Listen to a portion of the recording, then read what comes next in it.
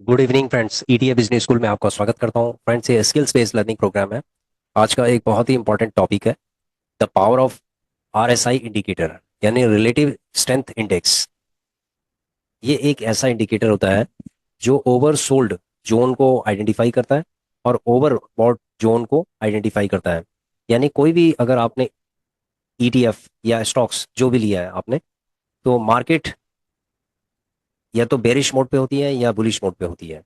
यानी कि जो स्टॉक है या तो वो ओवरसोल्ड जोन में होगा, यानी कि बहुत ज़्यादा सेल हो जाएगा, या ओवरबॉट का मतलब है कि जो बहुत ही ज़्यादा लिया गया होगा।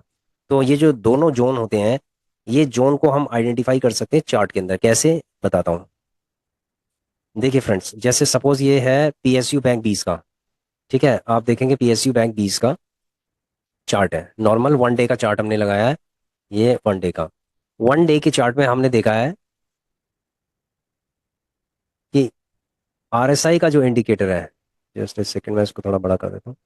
आरएसआई का जो इंडिकेटर है हमने 40 और 60 का हमने लगाया। यानी 60 से अगर ये ऊपर होगा तो इसका मतलब है मैं हरगिज इसको लेना नहीं है। ठीक है, अगर ये ऊपर चला गया 40 से ऊपर, और अगर ये 40 से सॉरी 60 से ऊपर अगर ये चला गया तो हमें नहीं लेना है। अगर ये 40 से नीचे चला गया तो हमें इसको लेना है। ठीक है, जैसे 40 में ये यहाँ पर आया था, यहाँ पर 40 में आया था, यहाँ पर 40। इसका मतलब है कि अगर ये 40 में यहाँ पर आया होगा तो ये 65 के आसपास होगा। ठीक है, 65 के बाद फिर ये थोड़ा सा ऊपर गया, और उसके बाद फिर ये आया, यहाँ पर भी आया था, तो ये 40 64 के आसपास आया। 64 के बाद ये 61 तक ही आया है। ठीक है, 61 तक आया, तो 61 के बाद क्या हुआ है, ये ऊपर की तरफ चला गया। 61 से ये चला गया 76 पे।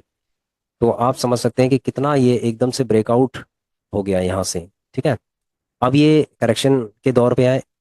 अब ये करेक्शन कर सकता है, यानी कि ये 40 से नीचे आ सकता है। ठीक है, हो सकता है ये ऊपर चला जाए, लेकिन 40 से नीचे आ सकता है। तो इस जगह पे, यानी कि अगर ये 60 के आसपास है और ये नीचे चला आ गया है, तो आपने जो क्वांटिटी है वो थोड़ा थोड़ा करके लेनी है। क्वांटिटी एकदम नहीं लेनी होती यहाँ पर। बहुत लोग क्या करते हैं, यहाँ पर 500, जैसे एक कैंडल बनती है तो 500 क्वांटिटी ले लेते हैं, 1000 क्वांटिटी ले लेते हैं, 300 क्वांटिटी ले लेते हैं। तो फ्रेंड्स, यहाँ पर आपको, इसका मतलब है कि ये कह रहा है, एक बड़ी कैंडल बना दी है और ये 60 से ऊपर है या 60 के आसपास है, तो ये कह रहा है अभी मुझे एकदम से मत खरीदिए। यानी कि 300 क्वांटिटी, 500 क्वांटिटी, 1000 क्वांटिटी अभी मत खरीदिए। अभी मुझे अगर खरीदना है आपने, तो अगर आपकी 300 खरीदने की कैपेसिटी है तो उसको आप 10 से डिवाइड कर दीजिए, तो कितना हो गया, सॉरी, उसको 5 से डिवाइड कर दीजिए। यानी कि 300, आपको लगभग 50 के आसपास क्वांटिटी लेनी है। ठीक है, 50 के आसपास, 6 से आप उसको डिवाइड कर दो। अगर आप 500 की कैपेसिटी है तो आप मैक्सिमम 100 आपको लेने हैं, यानी 5 से आप उसको डिवाइड कर दीजिए। उसके बाद जो नेक्स्ट होगा, मान लीजिए नेक्स्ट अगर कोई रेड कैंडल बनेगी, तो आपको फिर 100 और लेना है। अगर ये 40 से नीचे गिर जाता है तो आप 300 क्या, आप कम से कम 500 ले लीजिए, 1000 भी आप ले सकते हैं। ठीक है, 40 से नीचे। अब देखो, कुछ ईटीएफ का फंडामेंटल बहुत अच्छा होता है, लिक्विडिटी अच्छी होती है, कुछ का नहीं होता है। ठीक है, देखो ये स्टॉक्स के केस में थोड़ा डिफरेंट होता है। स्टॉक्स में क्या होता है कि ये जो ट्रेंड बनता है ना, वो नीचे की तरफ चलता रहता है।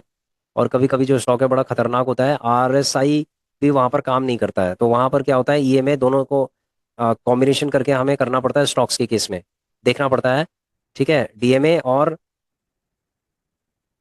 जो एक्सपोनेंशियल मूविंग एवरेज है, ठीक है, उसको और आरएसआई को हमें दोनों से प्रिडिक्ट करना पड़ता है कि ये कहाँ जाएगा। स्टॉक्स के केस में मुश्किल होता है, उसमें दोनों को देखना पड़ता है सही से कि ये कहाँ जाएगा। उसका फंडामेंटल देखना पड़ता है, बहुत चीजें देखनी पड़ती है स्टॉक्स के अंदर। लेकिन ईटीएफ में आपको बहुत ज्यादा चीजें देखने की जरूरत नहीं है, ये सिर्फ दो चीजें बहुत है। तो आरएसआई में अभी अगर कोई ये कहेगा मुझे कि आप किस तरीके से इसको लेंगे, बाय कैसे करेंगे, तो देखो इस समय मैं सिर्फ 50 की क्वांटिटी उठा सकता हूँ, और उसके बाद मैं वेट करूंगा। नेक्स्ट 100 की क्वांटिटी मैं तब उठाऊंगा जब ये लगभग, अभी ये कितने पे चल रहा है, लगभग 70 के आसपास ये चल रहा है, 72 चल रहा है।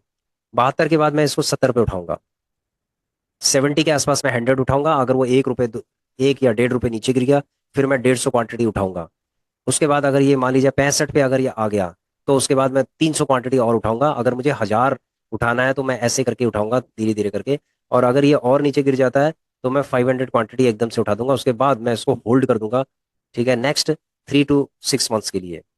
और अगर मेरे पास मान लीजिए कि 1500 2000 क्वांटिटी है, और 2000 क्वांटिटी मैंने 4 महीने भी, अगर 3 महीने भी अगर मैंने इसको होल्ड कर दिया, 4 महीने भी होल्ड कर दिया, तो 4 मंथ्स में आपको, मान लीजिए इसने 15 रुपए या 20 रुपए भी दे दिए, और 2000 अगर आपके पास क्वांटिटी है, तो ये समझ लो 40,000 का आपको ये प्रॉफिट दे देगा। 4 से मैक्सिमम 6 महीने के अंदर इतना ही जाता है। देखो जैसे ये है, ये यहाँ पर 62 पे ये गया, 62 के बाद ये होल्ड किया होगा, 62 के बाद ये देखो ये 76 पे चला गया। अगर किसी के पास यहाँ पर 2000 क्वांटिटी हो जाती है, सपोज एवरेजिंग लगा लो, ये 65 पे है, तो 65 से 75 मतलब 10 रुपए इसने दे दिए। तो अगर 2000 क्वांटिटी है, ठीक है, 2000 अगर क्वांटिटी, तो 20,000 रुपए बन गए। कितने टाइम में बन गए? मार्च से और अप्रैल तक, यानी कि 1 डेढ़ महीने के अंदर ही आपका अमाउंट बन जाएगा। ठीक है, अगर 2000 क्वांटिटी है तो 10 रुपए, ये प्रॉफिट आपको 10 रुपए देगा। और 10 को मल्टीप्लाई कर लीजिए आप 2000 से, तो 20,000 हो गया। तो यानी 1 या 1.5 महीने के अंदर आपको 20,000 रुपए इसने दे दिए। ठीक है, तो स्टॉक मार्केट के अंदर ऐसे ही चलता है सिस्टम। और यहाँ पर क्या होता है कि इस जगह पे मैक्सिमम लोग ट्रैप होते हैं। वो लोग क्या करते हैं, ज्यादा क्वांटिटी लेना स्टार्ट कर देते हैं। इस जगह पे ज्यादा क्वांटिटी नहीं लेनी, क्योंकि आरएसआई अभी ऊपर है, आने दो उसको, इस पोजीशन पे ज्यादा लेने चाहिए। यहाँ पर लोग ज्यादा नहीं लेते क्योंकि वो सोचते हैं कि और नीचे आएगा, लेकिन यहाँ पर रिवर्सल हो जाता है। तो जैसे ही अगर ये 40 से नीचे आ जाए, तो इसका मतलब क्वांटिटी बढ़ाने का समय आ गया, ईटीएफ के केस में, स्टॉक्स के केस में नहीं। स्टॉक्स का डिफरेंट होता है। ठीक है, स्टॉक्स और ईटीएफ को अलग तरीके से इंटरप्रेट किया जाता है। इस बात को समझना बहुत जरूरी है। तो यहाँ पर हम सिर्फ ईटीएफ की बात कर रहे हैं। तो अगर मैं निफ्टी 20 की बात करूं, तो देखो निफ्टी 20 के अंदर भी आप देखेंगे यहाँ पर तो बहुत बड़ी बेवकूफ़ी है। अगर कोई बहुत बड़ी हैवी क्वांटिटी यहाँ पर लेना स्टार्ट कर देता है अगर निफ्टी 20 के अंदर, तो इसका मतलब वो बहुत ही ज्यादा बेवकूफ़ है। देखो हमने 200 क्वांटिटी ली है, आपने देखा होगा कि मैंने 200 क्वांटिटी, सॉरी, मैंने 200 क्वांटिटी ली है। ठीक है, मैंने 200 क्वांटिटी ली है, और इसका जो चार्ट है, अब आप कहेंगे कि मैं बिल्कुल बहुत बड़ा बेवकूफ़ हूँ कि मैंने 200 क्वांटिटी इतने टॉप में है ले लिया है। ये बेवकूफ़ी मैंने की है, लेकिन मेरी जो कैपेसिटी है, वो मेरी कैपेसिटी 1000 लेने की है। ठीक है, मैंने अपनी कैपेसिटी के हिसाब से लिया है कि मेरी कैपेसिटी है 1000 लेने की। मैं 1000 से लेकर और 1500 तक की कैपेसिटी रखता हूँ लेने की, यानी 1500 तक की कैपेसिटी है मेरी लेने की। तो अगर ये 1500 नीचे, मतलब ये जितना नीचे आएगा उतना मैं बाई कर सकता हूँ इसको। तो अब मैं वेट करूंगा, ठीक है, कि ये लगभग 260 पे अगर आ जाता है ये, अब नेक्स्ट जो होगा 260 पे जैसी आएगा, तो ये समझ लो कि 250 क्वांटिटी इसके अंदर एकदम से बाई हो जाएगी।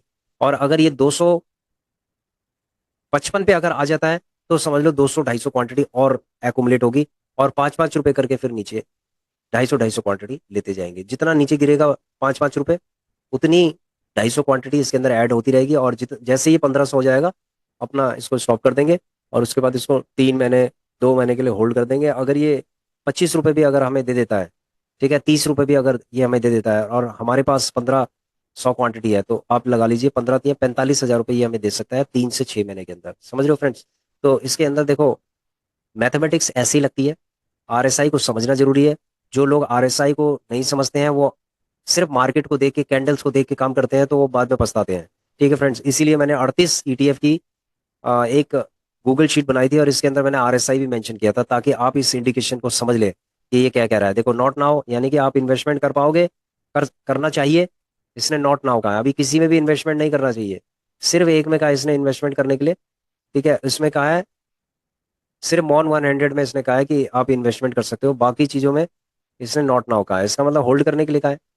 तो जैसे भी होगा ये होल्ड होल्ड किया जाएगा, और उसके बाद थोड़ा थोड़ा करके इसको एकुमुलेट किया जा सकता है। जिन जिन ईटीएफ में अगर आपको लगता है ना कि इसके अंदर आपको इन्वेस्टमेंट करना है लॉन्ग टर्म में, तो आप क्या कर सकते हैं, थोड़ा थोड़ा करके उसको एकुमुलेट कर सकते हैं। जब वो बड़ा हो जाएगा, परसेंटेज ऑफ रिटर्न अच्छा दे दिया, तो आप प्रॉफिट लेके निकल सकते हैं। ठीक है फ्रेंड्स, तो यहाँ पर जो आरएसआई की पावर है, ये बहुत पावर है फ्रेंड्स इसकी।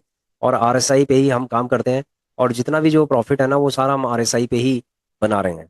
ठीक है फ्रेंड्स, तो जितना भी हमारा प्रॉफिट हो रहा है, वो आरएसआई के बेसिस पे ही हो रहा है। इसीलिए आरएसआई को भूलना नहीं चाहिए। और हमेशा अपनी इन्वेस्टमेंट में इस इंडिकेटर को हमेशा देखिए कि वास्तव में ये क्या कह रहा है। अगर आपको इसको रीड करना आ गया कि आरएसआई हमें क्या इंडिकेशंस दे रहा है, तो आप इन्वेस्टमेंट सही कर सकते हैं। ठीक है, और नहीं तो ये आपको चकमा दे देगा, मार्केट आपको चकमा देने की कोशिश करेगा, और ये आपसे इन्वेस्टमेंट करा देगा, हैवी इन्वेस्टमेंट करा देगा। उसके बाद क्या होगा, मार्केट नीचे झूलता रहेगा, और आप अपना पेशेंस लूज कर देंगे। तो फ्रेंड्स, मैं ये कहना चाहता हूँ कि आरएसआई की पावर को समझो, ठीक है, और इसे भूलो मत। ठीक है, तो आशा करता हूँ कि वीडियो आपकी समझ में आ गया होगा। छोटा वीडियो है, लेकिन बहुत ही इंपॉर्टेंट वीडियो है। ठीक है, इसको भूलना नहीं है, इसको हमेशा याद रखना है इन्वेस्टमेंट से पहले, आरएसआई को। ठीक है, thanks for watching our video. Please share, subscribe and like our channel. Thank you.